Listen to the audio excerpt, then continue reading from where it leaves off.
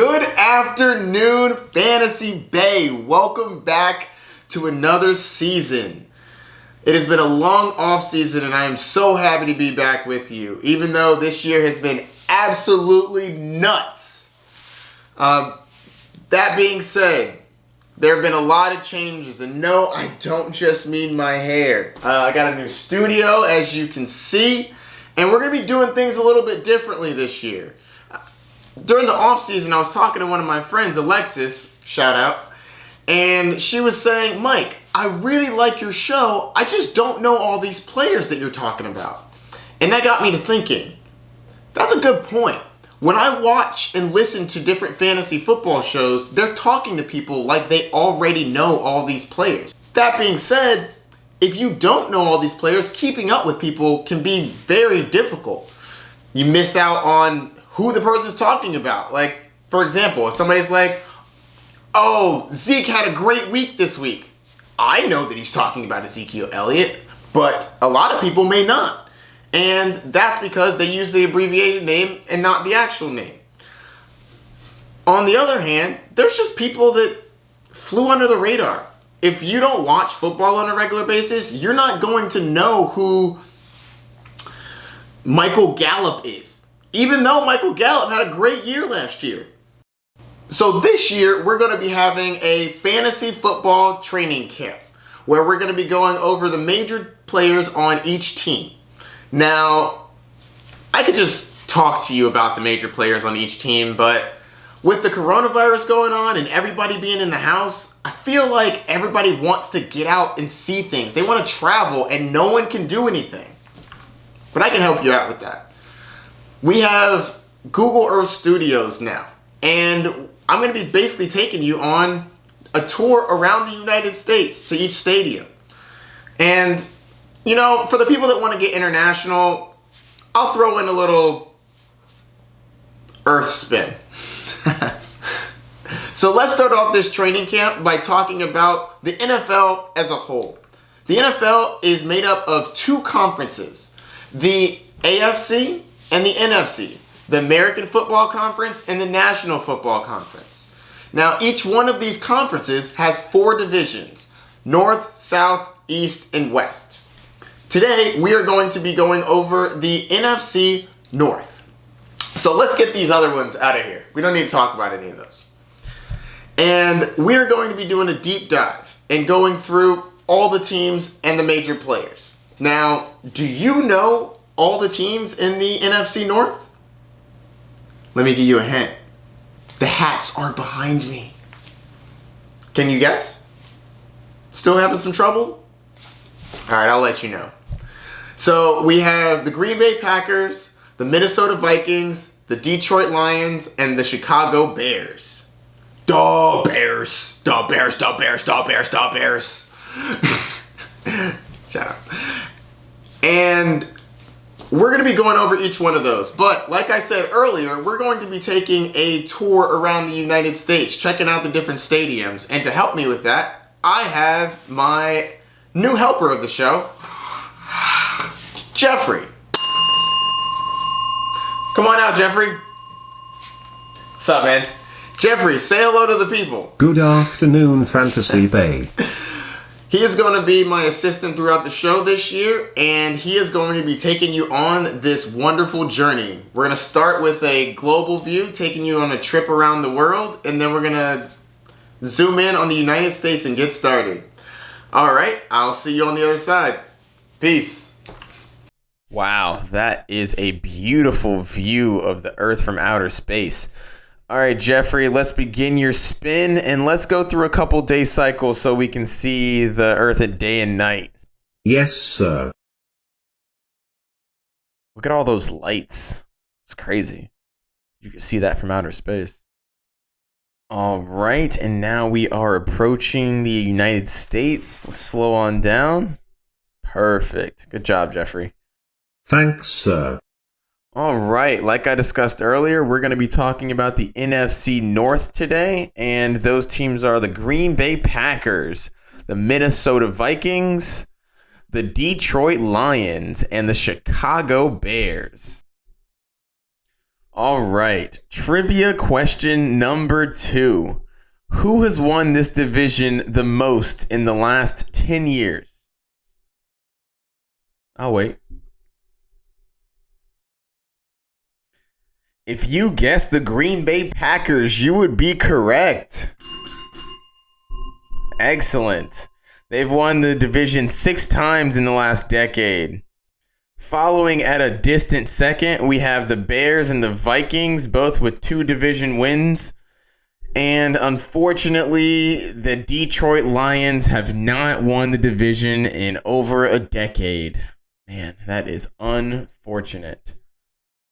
A decade is a long time, but let's look at what happened last year. Wow, 13-3 for the Green Bay Packers. That is a fantastic record. They won a lot of close games last year. Good for them. Minnesota, 10-6. Solid. Not bad at all. Chicago Bears, good old-fashioned 8-8. The definition of mediocrity. Unfortunately, this is not a terrible division, so that's not going to be good enough to get it done. And now the Detroit Lions, 3-12-1. Wow, they got a tie in there? Surprising. 3 wins. That is definitely unfortunate. This was largely due to Matthew Stafford going down in the middle of the year last year. They should be much better this year. All right, Jeffrey, clear up this map and fly us down to Detroit. I'm on it, sir. Here we go. All right, Jeffrey, great job. Now just fly in and do a 360 around the stadium. And the first stop on our tour is Ford Field, the home of the Detroit Lions, located in Detroit, Michigan. The head coach of this team is Matt Patricia. He used to be a defensive coordinator for the Patriots for a few years, and now he is the head coach of the Detroit Lions. He definitely didn't bring that Patriot magic with him because he has not had a winning season since he's been there. 6-10 in 2018 and 3-12-1 in 2019.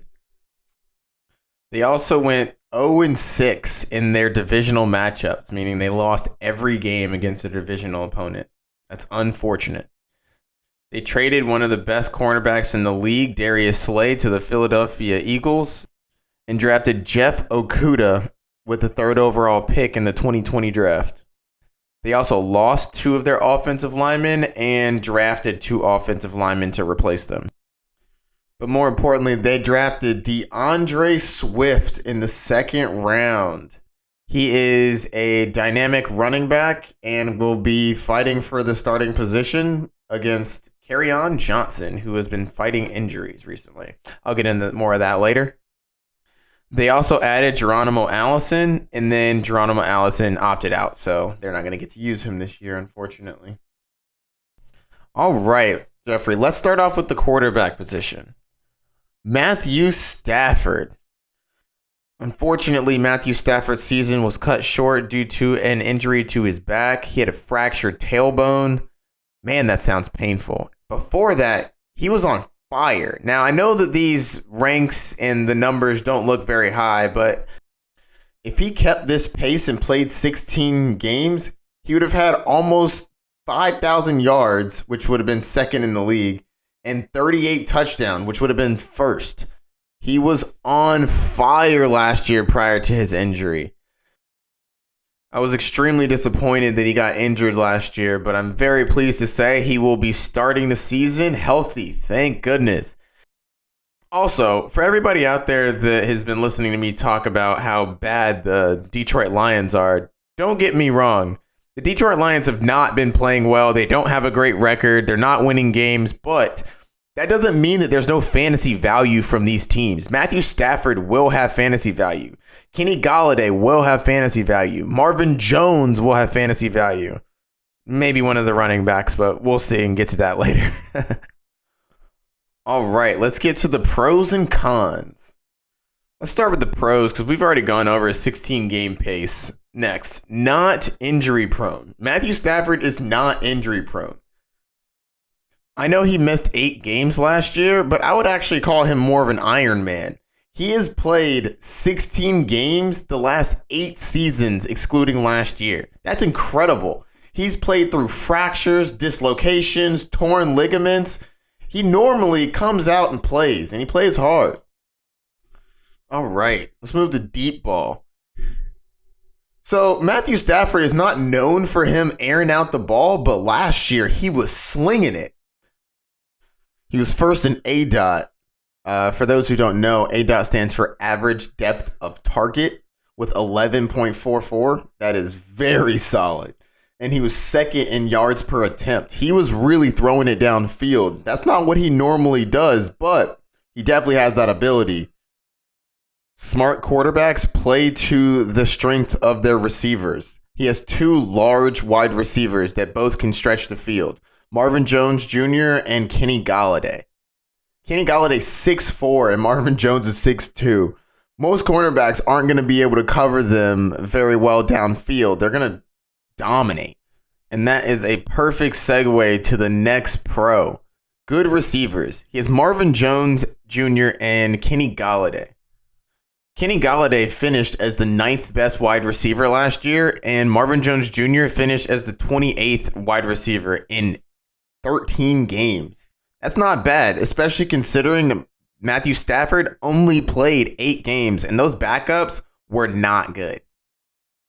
All right, the next pro is draft price.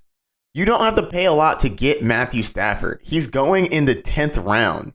He's the 13th quarterback off the board, and I have a feeling Cam Newton's about to jump over him in a second, so I'm going to go with he's going to be 14th pretty soon. You may not know this, but Matthew Stafford has finished in the top 10 6 of the last 8 years. And you're getting him in the 10th round. So you're going to get a quarterback with very good upside for very cheap. Sign me up. All right, let's talk about some cons. Believe it or not, a quarterback going in the 10th round does have cons, even though I talked about him very highly. So one of those cons is rushing. He is not a running quarterback. He hasn't had 100 yards rushing in the last 3 years, and I don't see that changing anytime soon, especially after he just had a back injury. There's no way he's going to let his body get hit even more than it has to get. In 2019, he might have been playing out of his mind, but in 2018, he was playing awful. He only had 1 game in the top 12. He had a lot of games from 13 to 24, but that's not what you're drafting a quarterback for. You're not drafting them to be mediocre. You want them to have at least some good weeks, if not great weeks. Now, Marvin Jones was injured in 2018. He only played 9 games, but still, finishing as the 20th ranked quarterback is not a good look. All right, next we're going to talk about the offensive line. Now, they lost 2 offensive linemen and replaced them with 3 offensive linemen in the draft. Now, that being said, there is no preseason this year, so the turnover at offensive line actually it makes it a little more difficult. The offensive line gels as a unit, and without time to practice that in a preseason, I'm a little worried about how the start of this season might be offensive line-wise. Also, they were already not a great pass blocking offensive line. They were 21st in the league, according to Pro Football Focus. All right, Jeffrey, let's go to wide receivers. And let's start with Kenny Golladay. He had a breakout year last year, played fantastic, finished 9th in PPR points, 5th in half-point PPR, and 3rd in standard. Now, the reason why he finished so high in standard and much lower in PPR, he's not a type of wide receiver that's going to catch a bunch of balls. He's more of a stretch the field, large play, a lot of touchdowns kind of guy. So he's always going to be more valuable in standard because PPR and half PPR are taking into account how many balls you catch. In standard, it's basically how many yards did you get, how many touchdowns did you get. And that is where he thrives. So let's get on to the pros and cons. All right, let's start with the cons. Receptions. He's never had more than 70 receptions in a year. That means he's not finishing in the top 20. Diving deeper into the box score, that also means he's not going to be the safest wide receiver. He needs the big play. He needs the touchdown. Now, he's going to get that a lot of the time, but if he doesn't get the yards and he doesn't get the touchdown, you don't have that safe floor of getting 7-8 receptions a game to balance out not getting that touchdown or not getting 80-plus yards. So let's talk about roster construction for a second. I'm not going to do a deep dive on it, but I want to give you a brief overview of what I mean by this. So when you're constructing a roster, you don't just want to have a bunch of players that have to get a touchdown to have a good week, because then your team's going to be very volatile. And yes, sometimes your multiple players are going to hit on the same week, but you don't want half your team hitting and half your team busting and then you losing that week. What you want is you want some consistent players, and then you want to add a Kenny Golladay to that type of team so that he can put you over the edge, because he will have those big boom games.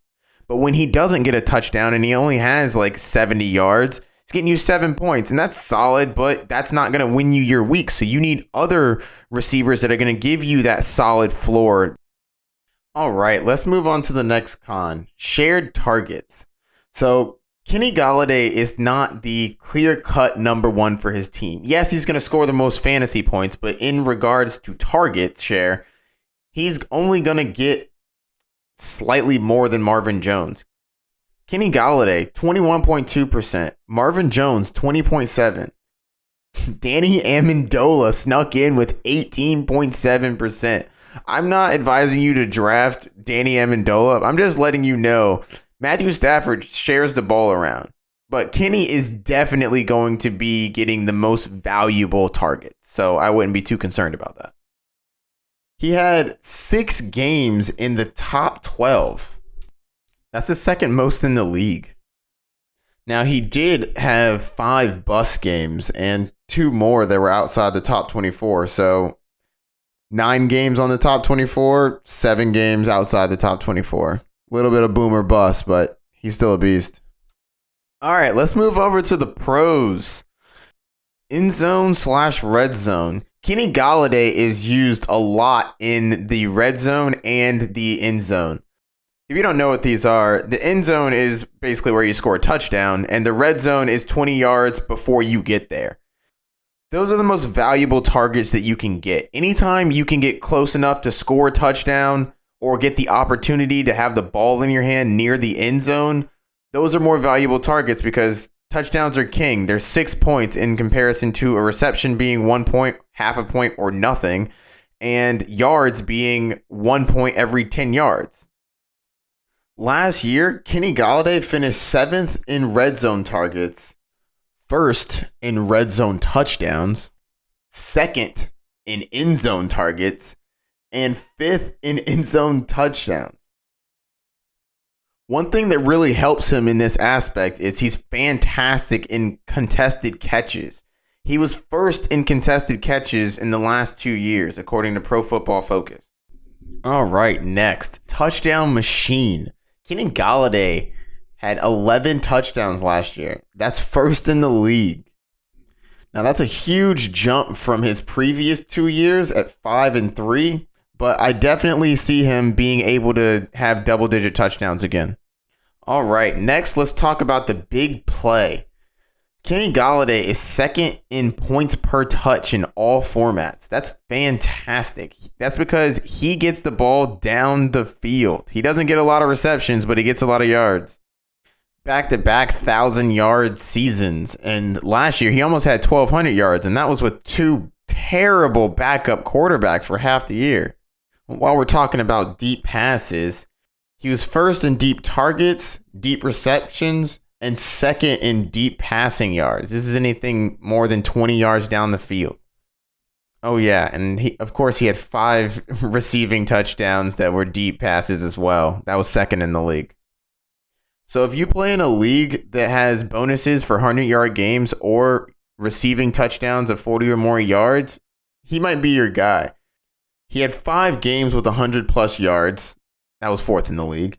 And he had 4 games with receiving touchdowns of 40 or more yards. That's 1st in the league. My man gets it done downfield.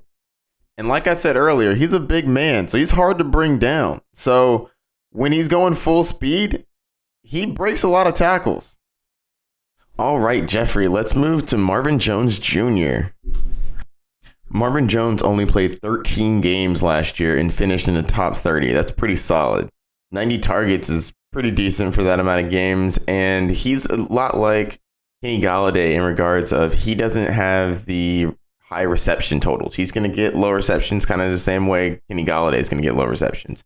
Normally pretty decent in yards considering he actually hasn't been over 1,000 yards since Kenny Galladay's been there. If he plays a full season, he's going to sit around a little less than 1,000 yards, probably 950. But his touchdown totals are always pretty solid. All right, let's get into the pros and cons. All right, let's start with the cons. Receptions. Like I was saying earlier, he is not a high volume kind of player. He's never had more than 65 receptions in his 7-year career, so don't expect him to get a bunch of balls thrown at him.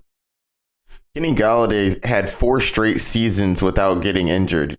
Well, at least serious injury where he had to miss a lot of time. He played 16 or 15 games from 2013 to 2017. But the last 2 years, he's had season-ending injuries. He only played 9 games in 2018 and 13 games last year. His injuries are not related, but he has had season-ending injuries in the last 2 years, which is concerning. All right, let's talk about yards. The last time Marvin Jones had 1,000 yards was 2017. Coincidentally, that is the same time that Kenny Golladay started his career as a rookie. Since then, he's not played a full 16 games, but even if you put out his 16-game pace with the numbers that he has, he still would not have reached 1,000 yards. He would have been hovering around 950, which is pretty solid. So I think that he's still a value for where he's going. You're getting him in the 9th round. That's pretty solid for somebody that could get double-digit touchdowns and 900 yards. All right, let's move to the pros. Target share. Marvin Jones isn't the wide receiver 1 on his team, but he does get around about the same amount of targets as the wide receiver 1, so that's what you're looking for in a wide receiver 2. All right, touchdowns. Marvin Jones has had 9 touchdowns 2 out of the last 3 years. He had 9 touchdowns last year when he only played 13 games. That's incredible. He could have easily hit double-digit touchdowns last year. All right, let's move on to the red zone. He is lethal in the red zone. 2 of the last 3 years, he's been top 10 in red zone receptions and top 2 in red zone touchdowns. That's awesome. And even though he only played 13 games last year, he dominated end zone touchdowns. He was number 1 in the league and he had 6. He's a beast when you get close. He's also pretty solid at contested catches and broken tackles, so it's not like he's going down off of anybody just trying to grab him. I mean, he's a solid sized wide receiver. 6'2", about 200 pounds. You're not just going to bring that man down. He's fighting for some more yards. All right, draft price. Like I was saying earlier, his draft price is in the 9th round. To get somebody that can possibly get you double-digit touchdowns in the 9th round is absolutely incredible. No, you're not going to be starting him every week, but like I was saying earlier, you want these boom kind of players on your team so that they can bring you over the top. You have consistent players that are going to get you points every week, but this man could get you a touchdown or 2 in a week and then win you your fantasy week. All in all, Marvin Jones is a great value in fantasy. All right, Jeffrey, let's talk running backs. Kerryon Johnson. Kerryon Johnson is a talented running back that can't stay on the field. Last year, he only played 8 games. The year before that, he played 10. He's only been in the league for 2 years, and he hasn't proven that he can stay healthy. All right, so let's just get straight into those pros and cons. All right, let's start with cons since I've already halfway talked about the injuries. He's been plagued with injuries to his knees the last 2 years. He missed 8 games last year with a torn meniscus and 6 games the year before with a knee sprain, according to Sports Injury Projector. And now his job security is in jeopardy. In the 2020 draft, the Lions selected DeAndre Swift in the 2nd round. He is a very talented 3-down back out of Georgia, and I definitely think he's going to be fighting for the starting role. All right, let's see if I can scrap together a couple pros. Talent. So Kerryon Johnson is a talented running back. He doesn't show it as much on the field because he's not on the field, but he is a good running back. So I don't think that he's going to be completely eliminated from the offense, but they drafted a running back in the second round for a reason. You don't draft a running back that high to let him sit on the bench. That being said, we don't have the normal preseason situation like we normally do, so I think that it is going to take DeAndre Swift a little bit of time to figure out the offense and all that stuff. So Kerryon might have a little more involvement in the beginning of the year, but I think over time, DeAndre Swift is going to take over that role, and the Kerryon Johnson is going to take a back seat. All right, draft price. If you're a Kerryon Johnson believer, you can get him in the 9th round. He's not going crazy high. So if you want to take a flyer on him just in case something happens with Swift, maybe he keeps the job a little bit longer. Maybe he shows a little more flashes and it's harder to take it away. It's not going to cost you a lot to do it. All right, let's move on to the next running back, DeAndre Swift. He's a very talented running back out of Georgia. ESPN projected him as the best running back in the draft prior to the draft. He is explosive. He catches the ball well. He's a very good running back. And, I mean, look at these numbers. 1,400 yards combined last year in rushing and receiving. He can catch the ball, runs the ball well. I think Kerryon Johnson's not long for the starting role. All right, let's get to pros and cons.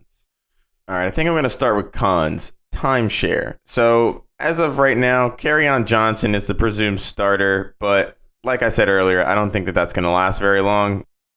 But even when he does take over as the starting running back, I think that there's going to be a timeshare. I don't think that it's going to be the DeAndre Swift show. It could be, but Kerryon Johnson is still a viable running back, and I think that they will share the load, even if Swift gets a majority of it.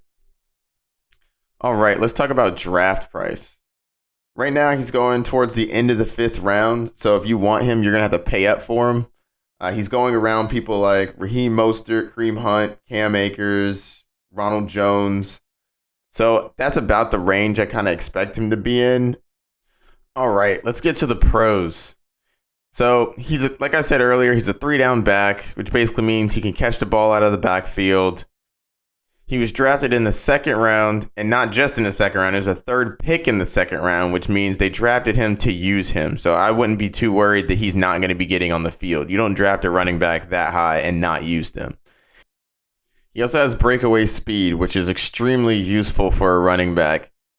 Catch a hole, take it to the house. That's kind of the stuff you want from a running back. So he's definitely talented enough to be useful.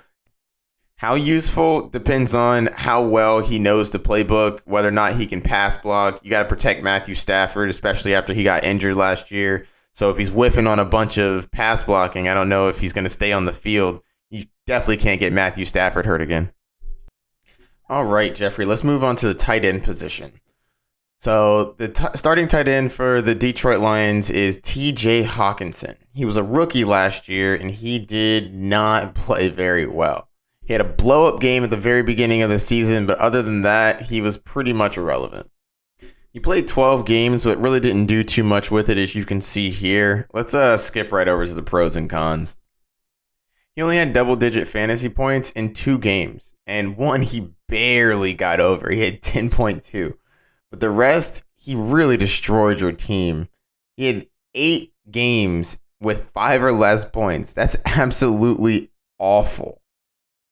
Now, the first game of the season made you want to spend all your fab to get him. He had 22 fantasy points in half-point PPR. He was a beast. 6 receptions, 131 yards, and a touchdown. Very solid. He also showed that he could do the long play as well with a 39-yard reception. He played very, very well. And that does make me think that he has the potential to play well in the future, but the rest of the season just went tragically wrong. But let's talk about some pros, because it's not all down from him. So he has plenty of talent. He's very big, strong, fast. I think that he can be a good tight end in the future. I just think that having that big game really put a sour taste in everyone's mouth afterwards when he just did not perform. But rookie tight ends don't tend to play very well in their first year. It takes them a couple years to get used to being in the NFL. So I do think that he has potential to play well. I just don't think he showed it as much last year as he could have. All right, draft price. You're really not having to pay too much to get him on your team. Right now, his ADP is at the back of the 12th round. He's the 14th tight end off the board. Yeah, at that point, I mean, if you're trying to shoot for upside and you want to see if he can come out and do something, sure. I think that if you want to put a shot on him, you can. I think that there are other tight ends in that area that I would like more than him. Mike Gesicki, Jonnu Smith. But if TJ Hawkinson's your guy, it's not going to cost you a lot to get him, so grab him. All right, Jeffrey, I think that's enough for the Detroit Lions. Let's get back to the map and go to the next team. Yes, sir. All right, great job, Jeffrey. I'm loving the smooth transitions. Thanks. We're not going to linger here for too long. Let's head down to see where the Bears play. Great idea, sir. Flying down now. Right now, we are approaching Soldier Field, home of the Chicago Bears. Located in, you guessed it, Chicago, Illinois. The head coach is Matt Nagy. He's been the coach since 2018, doing a pretty good job. They may have gone 8-8 last year, but they did win the division in 2018, which is pretty solid considering they had to beat out Aaron Rodgers and the Vikings. They made a couple moves over the offseason. Kyle Long is gone. Trey Burton is gone. Taylor Gabriel's gone. They also added Ted Ginn, Jimmy Graham for some reason, even though they have 1,000 tight ends, and Nick Foles, who will be competing for the starting job. That should be interesting. All right, let's start with the quarterback position. Mitchell Trubisky, also known as Mitch. Who knows if he's going to be the starter this year, but let's talk about him. He played awful last year, like absolutely terrible, and he finished 26th in the league. And it's not like he was injured. He played 15 games, barely got over 3,000 passing yards. He's not rushing enough to be relevant. All right, let's get to those pros and cons. All right, we're going to start with the cons. So Nick Foles was brought in the offseason to compete with Mitchell Trubisky for the starting job. That basically means Mitch may not even be the starter for the Bears this year. Now, that could propel him to be playing better because if he wins the starting job, I'm assuming it means he outplayed Nick Foles, but I actually don't know if that's going to be the case. He's very inaccurate. He's one of the most inaccurate players in the NFL, ranking 32nd, 33rd, and 29th the last 3 years in adjusted completion percentage. He doesn't get a lot of passing yards. He hasn't been over 3,300, and I'm actually being kind of generous with that. So you're not getting your points from passing. He doesn't throw a lot of touchdowns. Last 3 years, 17, 24, 7. That's meh at best. All right, let's get to his pros, which he has a couple. The Bears increased their passing attempts from being one of the least throwing teams in the league to being around middle of the pack, which is good for the quarterback, obviously. The more throws, more opportunities. He does run the ball. He's had a decent amount of rushes the last 3 years. 48, 68, 41 attempts. That's not bad. That's top 12 each of the last 3 years. 2 out of the last 3 years, he was outside the top 12 in rushing yards. But in 2018, he did have 421 yards rushing. That's not bad. He was 5th in the league. So he has the ability to rush. But it does not seem as though he's going to be utilizing it on a regular enough basis to have enough floor to be relevant. All right, draft price. Right now, he's not being drafted, and neither is Nick Foles, with good reason. You don't know who the starter's going to be. There's no point in wasting a pick on him or Nick Foles It's more of a wait and see, and if they start to play better than they did before, fine. But as of right now, I'm not touching either of the quarterbacks from the Chicago Bears. All right, let's get to the wide receivers.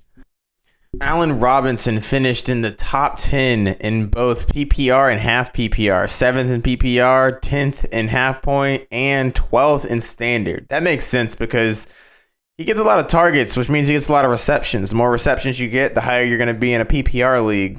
That's obviously not relevant in standard because receptions don't count. 1,100 yards, that's fantastic. 7 touchdowns, that's not bad. He's a great wide receiver that's slightly hindered by his terrible quarterback play. We'll see if that changes this year. Either Mitchell Trubisky is going to get better or he'll get Nick Foles, which is most likely a slight improvement. He's no Aaron Rodgers, but I think he can get the job done. All right, let's go to pros and cons. All right, let's start with cons because I've already touched on the quarterback play. Obviously, he has Mitchell Trubisky last year. Yes, he's going to funnel him the ball, but he's not a very good quarterback, so that's not very helpful. All right, let's move to the next one. Team yards. The Bears are 29th in yards per game. That's absolutely terrible. Coincidentally, if we talk about their points per game, they're also 29th in points per game. That's absolutely awful. That's one of the worst teams in the league. Now, it isn't all bad. Let's go over to the pros. First off, he is easily the clear-cut number 1 wide receiver. Second in the league in targets. So that's something you don't have to worry about. If he's on the field, he's going to get the attention. And they're not just going to him when they're going down the field. When they get towards the end zone, he's a high-value target. He's big. He catches the ball very well. And he converts those catches into touchdowns. He's top 7 in both red zone and end zone touchdowns. That means he's taking those targets and he's converting them into touchdowns. That's exactly what you want your wide receiver to do in the red zone. All right, let's talk contested catches.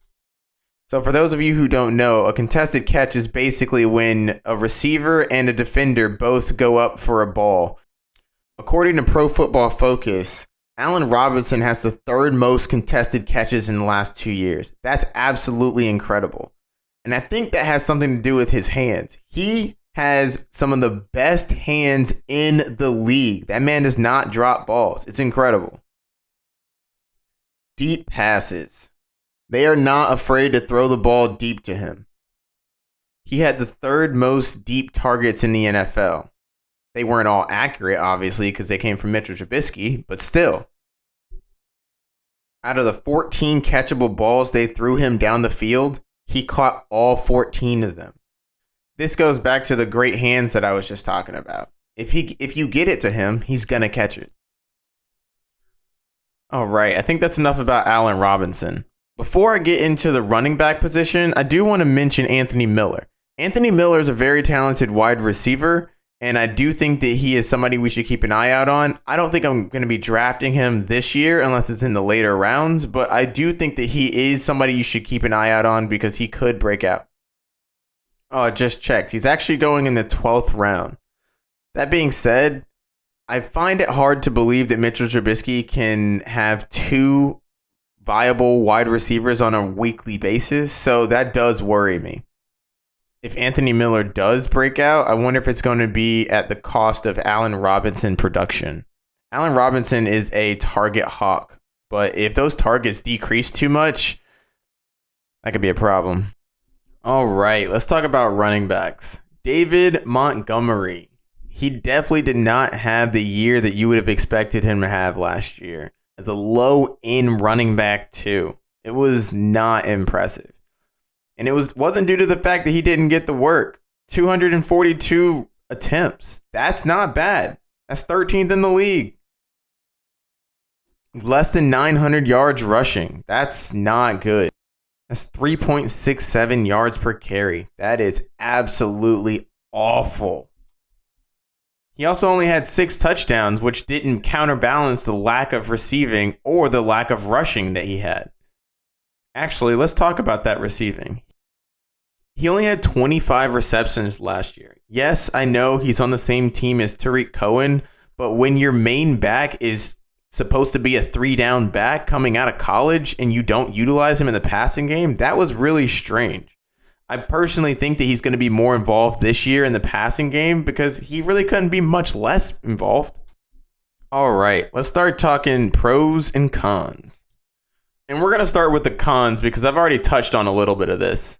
His receiving is awful. He doesn't get enough receptions or targets.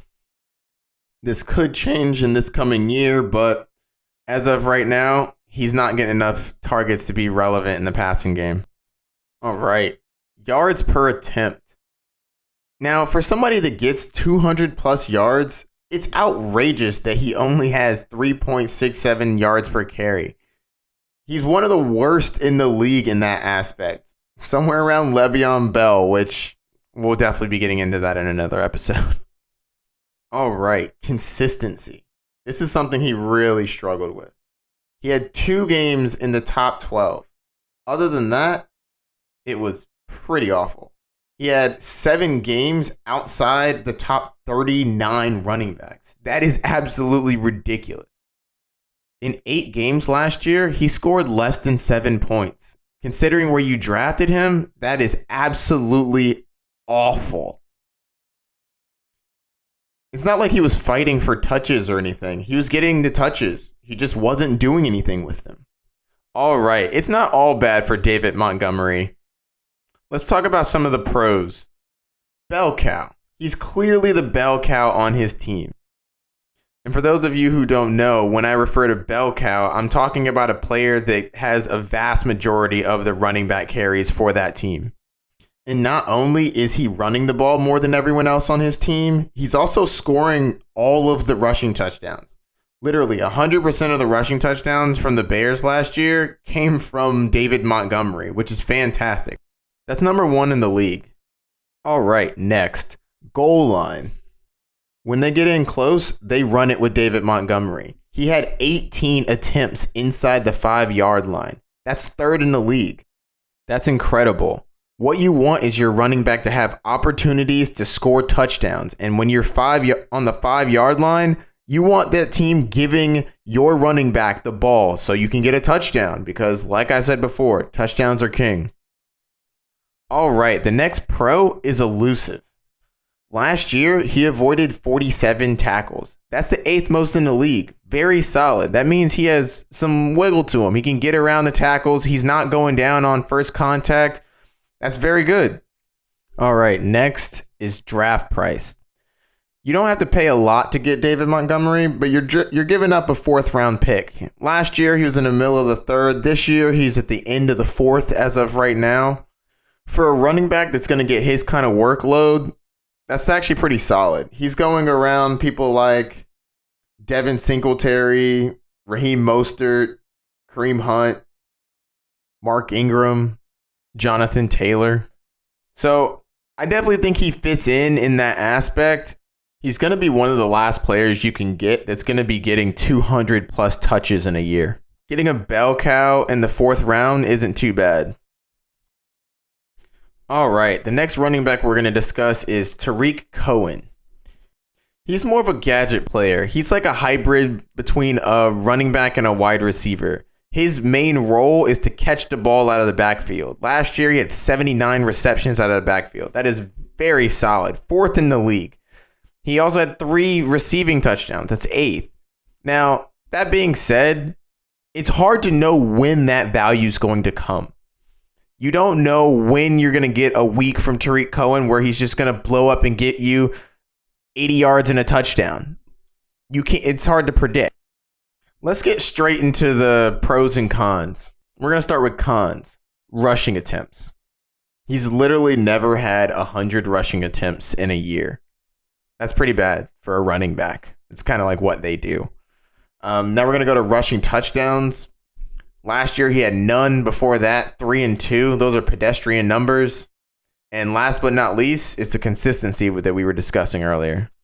When you have a bell cow on your team like David Montgomery, it's hard to predict. This is going to be a Tarik Cohen kind of week. When is he going to randomly bust out a play for 60 yards and a touchdown? Also, I believe that they get David Montgomery more involved in the passing game this year, and I think that that only hurts Tarik Cohen.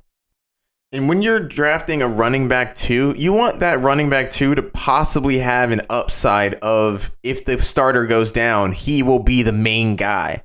I don't think that the Bears view Tarik Cohen as somebody that could be the main guy. I think if David Montgomery got injured, they'd bring in another big body back that can run the ball. Tarik Cohen is a small gadget player. He's literally 5'6", less than 200 pounds. You don't want him running the ball 200 times a year because he's not going to be able to hold up under all that work. All right, that's enough cons. Let's get to some of those pros. He is a very good receiving back. In the last 2 years, he's been top 8 in targets, receptions, and receiving touchdowns. That's incredible. He definitely gets utilized in the passing game, that's for sure. Last year, he had the 3rd most targets amongst all running backs, 102. That's extremely solid. He runs good routes. He has great hands. And this man is explosive. He can bust off a huge play at any point in time. In 2018 and in 2017, he had 70-yard runs. That's a long ways. He has great yards after the catch. He avoids tackles very well. He catches the ball deep, and they're not afraid to throw it to him deep. In the last 2 years, he was top 2 in deep targets, so they're not afraid to sling it down the field to him. All in all, I think he's a very talented player. I just don't think that you're going to be able to predict when to use him, because there are going to be plenty of games where he's not going to show out and have that 70-yard touchdown. But if you do play him on that game, you're going to be very pleased. Trust me, I've had to play him on a couple of those occasions, and it was interesting. All right, Jeffrey, let's talk about the tight end position. The Bears have an outrageous amount of tight ends.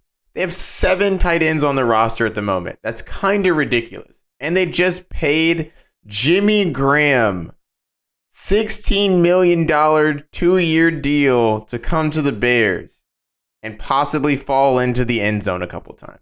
Jimmy Graham used to be one of the best tight ends and will go down as one of the best tight ends in history. He was a beast when he was in New Orleans. He was okay when he went to Seattle. He was okay at best in Green Bay. Other than that, I don't really think that Jimmy Graham has much value in fantasy football this year. He's literally not being drafted at the moment. He's personally not even on my radar to draft. And if you happen to be a Jimmy Graham believer, wait and see how he does. Don't draft him. All right. I think that's going to do it for this episode. The next episode will be the Packers and the Vikings. If you liked this video, don't forget to like and subscribe. Cheerio. See you soon.